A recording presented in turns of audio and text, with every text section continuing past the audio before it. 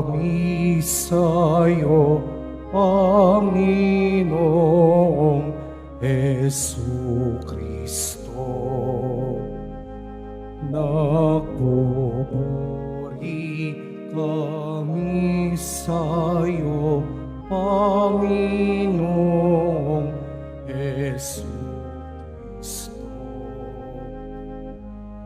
Pag-ibig sa sanlibutan ng Diyos ay gayon na lamang Kaniyang anak ibinigay upang mabuhay kailanman ang nananalig na tunay. Nagpupuri kami sa'yo, Panginoong Jesucristo.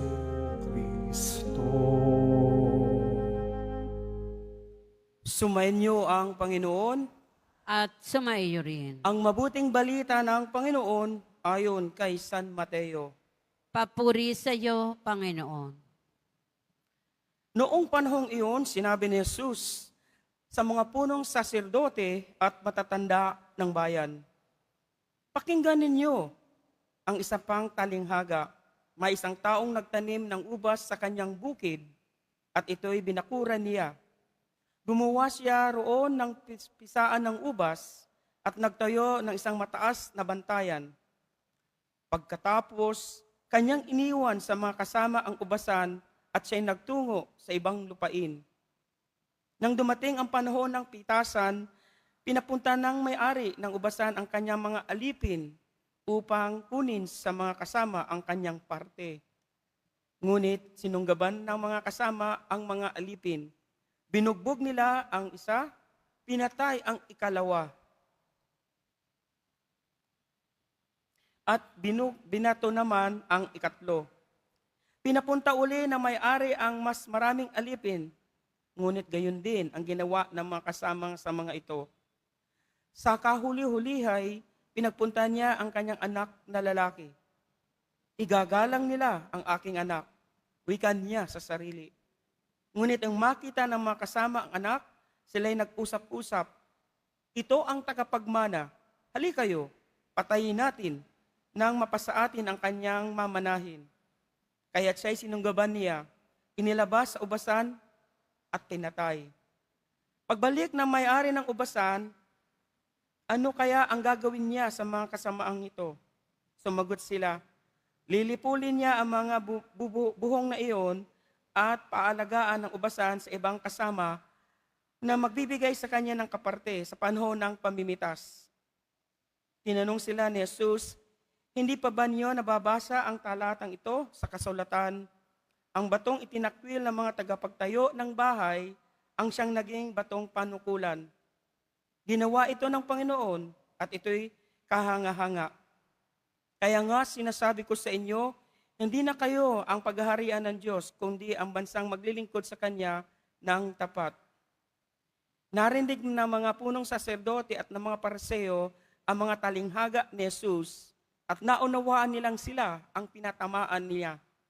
Dadakpin na sana sila, ngunit natakot sila sa mga tao, sapagkat kinikilala ng mga ito na propeta si Jesus. Ang mabuting balita ng ating Panginoon. Pinupuri ka namin, Panginoong Hesukristo. Magsiupo muna ang lahat. Mga kapatid ko, una ako ay napapasalamat sa panukulan ng dambana ng Mahal na Poong Nazareno sa pagkakataon na mabigyan ako ng isang misa na kung saan naging bahagi ito ng aking buhay nang ako ay nariyan din sa inyong katayuan. Alam po natin tayo narito sapagkat iisang ating daladala, ang paniniwala sa Mahal na Poong Jesus Nazareno na gagawin niya ang lahat ng ayon na nararapat at kalugod-lugod sa Diyos Ama. Kaya nga po, alalahanin natin ang mabubuting gawa ng ating Diyos.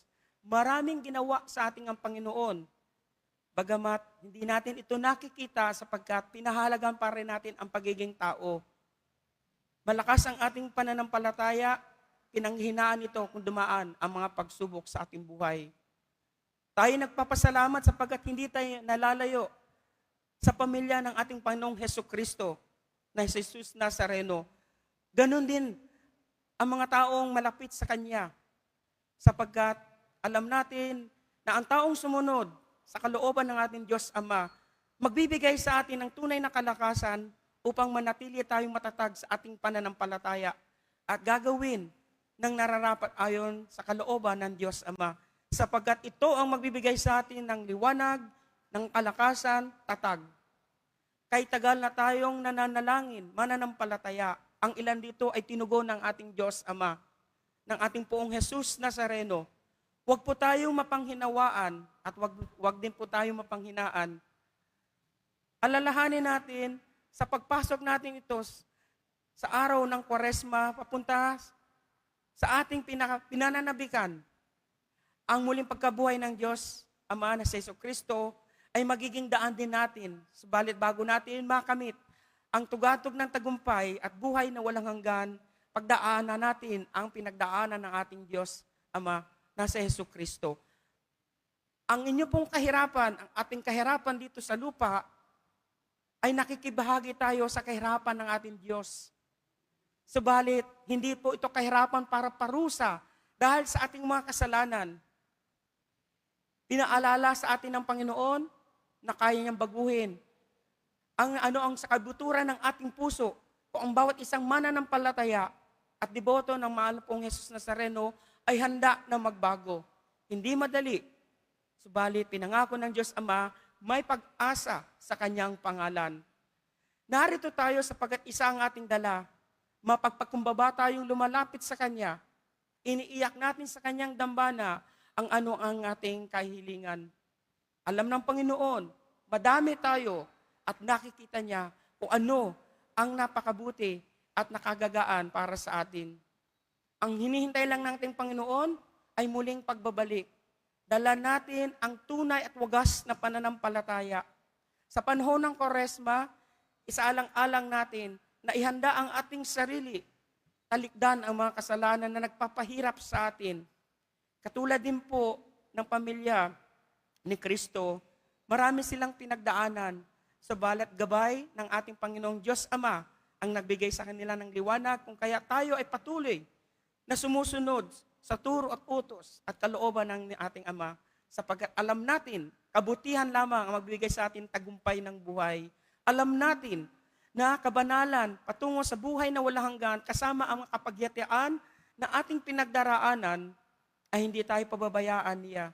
Pagpos, tayo ay kanyang palalakasin. Kaya hiling ko sa inyo, bawat isa sa ating mananampalataya at deboto kay Jesus Nazareno, tiwala, wagas, puro at higit sa lahat, malinis na kalooban. Anyayahan natin ang banal na Espiritu Santo sa pagyaon ng Kwaresma, itong ating pinagdaraanan sa panahon o ng season of Lent, nawa tayo ay maging handa, matatag, tapat. Nang sa ganon, araw-araw, ating maisabuhay ang turo at katuusan ng ating Diyos. Ang mahalin siya at maglingkod na nagmumula sa ating puso. Mga kapatid, ikaw at ako ay pinagpala. Matagal na. Huwag nating ang pagpapalang yan na mawala dahil lang sa mga pagsubok. At higit sa lahat, huwag din nating isalang-alang na ang pagpapala natin ay katulad ng pagpapala sa ating kapwa. Katulad niya, ibinigay niya ang pagkakaiba bawat isa sa atin upang tayo ay manatiling matatag na lumapit sa Kanya sapagkat ang aking kailangan ay kaiba sa kailangan ng iba. Subalit iisa tayong mananampalataya, tiwala kay Jesus Nazareno para makamit natin ang tunay na tagumpay ng buhay. Nawa, ang season of Lent na ito, bawat isa sa atin, ay muli magbukas ng panibagong pananaw na magkaroon tayo ng positibong kaisipan, mapagmahal na puso upang handa lumaban sa hamon ng buhay na may pananampalataya, na may tatag at higit sa lahat, kumapit sa Kanyang dakilang pangalan sapagkat ikaw, ako ay mahal ng ating Diyos. Mga kapatid, tinugon niya ang iyong panalangin. Magtiwala ka lang.